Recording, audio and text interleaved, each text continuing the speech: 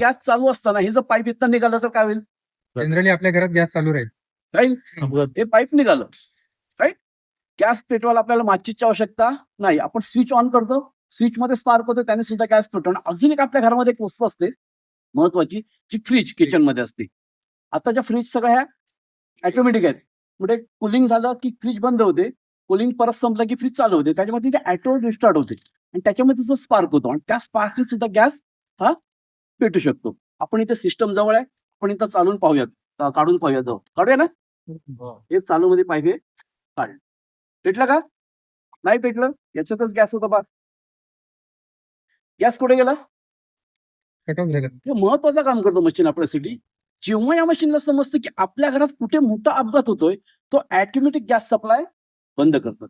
हे मशीन नसतं तर पाईप कसं भेटलं असतं? पाईप म्हणजे असं, हे मशीन नसतं तर पाईप असं भेटलं असतं. आपण आता नियोजनबद्ध आग लावली, पण पाईप होता हातात, आग होती वरती. आपल्या घरात इमेजिन करा कसं असतं.